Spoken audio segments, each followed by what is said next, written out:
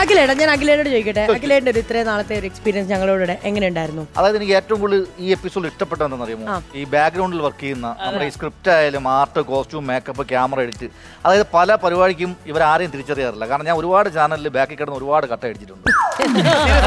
അന്നും പലരും എൻ്റെ അടുത്ത് പറഞ്ഞിട്ടുണ്ട്, ആ ഫ്രണ്ടി വന്ന് കയറി എന്തെങ്കിലുമൊക്കെ ചെയ്താലേ 10 അറിവ് 10 പരിപാടി കിട്ടുള്ളൂ. അതുകൊണ്ട് എനിക്ക് അതിന്റെ കഷ്ടപ്പാട് അറിയാം. ഗ്രൂമർമാരാണ് അതിൽ ഏറ്റവും കൂടുതൽ കഷ്ടപ്പെടുന്നത്.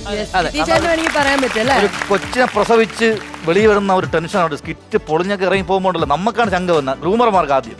കാരണം കളിച്ച് വരുന്നവരങ്ങ് ആർട്ടിസ്റ്റ് അങ്ങ് പോകും ചിലപ്പോൾ. അപ്പോൾ ആ ഗ്രൂമർമാരെ അതുപോലെ തന്നെ ഈ പറഞ്ഞ ബാക്കിൽ വർക്ക് ചെയ്യുന്ന ഒരുപാട് പേരെ ആ ഒരു ഓർമ്മ കൊണ്ടുവന്നതിൽ ഒരുപാട് സന്തോഷം. ആ ഒരു കണ്ടന്റിന് അതുപോലെ ഞാനും ഈ ഒരു ജേണിയിൽ കഴിഞ്ഞ കുറച്ച് നാളുകൾക്ക് മുമ്പ് ജോയിൻ ചെയ്ത ഒരാളാണ്. അപ്പം ഇവിടുത്തെ ഈ ഒരു ജേണിയിൽ എനിക്ക് എടുത്തു പറയാനുള്ള 1-2 ആൾക്കാരുണ്ട്. ഞാൻ വരാം അങ്ങോട്ടേക്ക്. ഞാൻ വിളിക്കാം. അതില് ഒന്ന് നമ്മുടെ പ്രോഗ്രാം പ്രൊഡ്യൂസർ അനുജേട്ടനാണ്. ഞാൻ ഇതുവരെ വർക്ക് ചെയ്തിട്ടുള്ളതിൽ ഇത്രയും കൂളായിട്ടുള്ള അറ്റ്മോസ്ഫിയർ ഞാൻ ഒരിടത്തും കണ്ടിട്ടില്ല.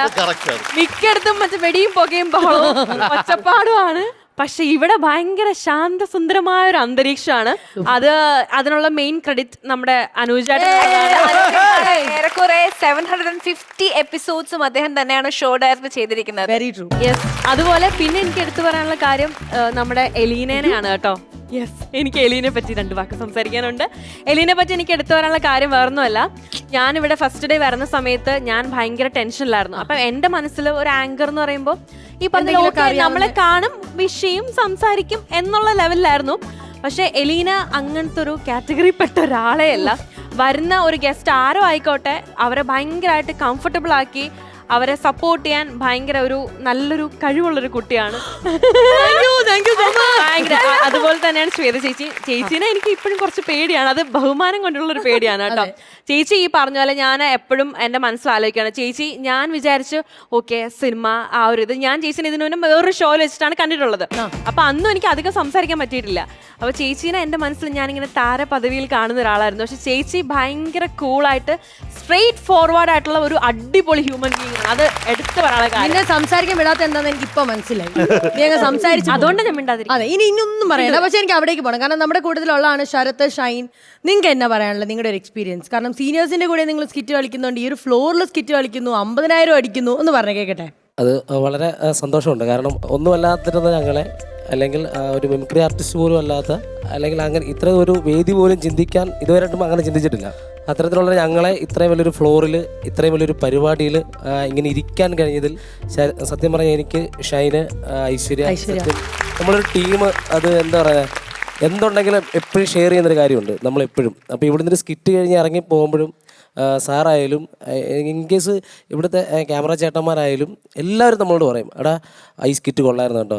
കയറി വരുമ്പോൾ ചോദിക്കും, ഈ സ്കിറ്റ് 50 ആണോ, ഈ സ്കിറ്റ് എത്ര ഉണ്ട്? അവിടെ കുഴപ്പമില്ല, ഒരു സ്കിറ്റ് പൊളിഞ്ഞാൽ പോലും ഇത് കുഴപ്പമില്ല, നമുക്ക് അടുത്ത സ്കിറ്റ് പിടിക്കാം. പക്ഷെ അത്രത്തോളം നമ്മളെ എന്താ പറയുക, ഒരു നമുക്കൊരു എന്താ വിഷമം തരാത്ത രീതിയിൽ എല്ലാവരും, ഇവിടുത്തെ എല്ലാവരും നമ്മളോട് ഇറങ്ങുമ്പോൾ പോലും, ഇൻ കേസ് നമ്മുടെ ഇവിടുത്തെ ഒരു സെക്യൂരിറ്റി ചേട്ടനുണ്ട്, പുള്ളി എപ്പോൾ വന്ന് കണ്ടാലും കെട്ടിപ്പിടിക്കും. ആദ്യം സ്കിറ്റ് കയറി നമ്മൾ ബാക്കപ്പ് ചെയ്തിട്ട് ഓടി വരുമ്പോഴത്തേന് ഓടി വന്ന് കെട്ടിപ്പിടിച്ചിട്ട് ഇന്ന് 50 പൊക്കോ. അതാണ് ഒരു കുടുംബമാണ്. അല്ല, അത് നമുക്ക് വേറെ എങ്ങും കിട്ടാത്ത ഒരു സംഭവമാണ്. ഇപ്പൊ സാറായാലും എല്ലാവരും, ഇവിടുത്തെ എല്ലാവരും നമുക്ക് അത്ര സപ്പോർട്ടാണ്.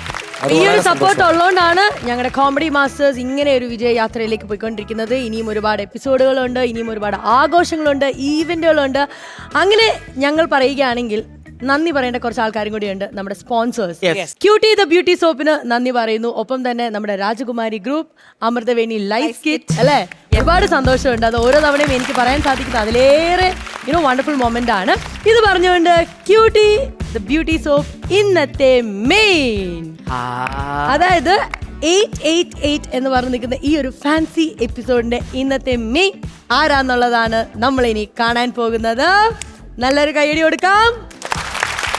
ഇന്നത്തെ എപ്പിസോഡിൽ ക്യൂട്ടി ദ ബ്യൂട്ടി സോപ്പ് ഇന്നത്തെ മെയിൻ അല്ല, എന്നത്തെ മെയിൻ നമ്മുടെ സ്വന്തം ശ്വേത മേനോൻ.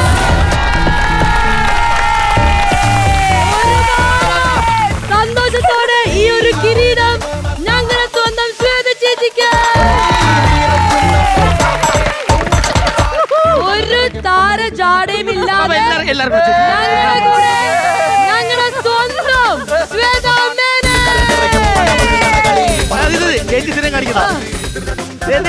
ഇതുണ്ട് ഇതുണ്ട്.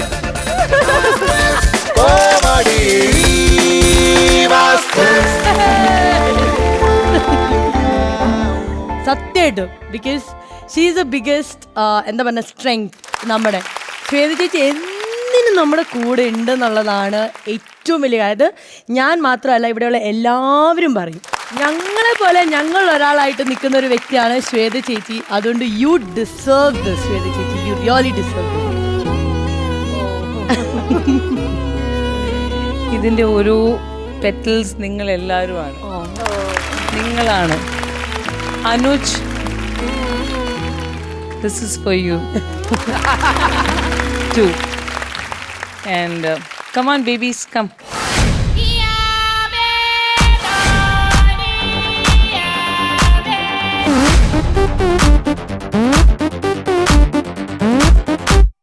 Johnny money, Johnny, you are my cunning money. Johnny money, Johnny, why you won't plenty money?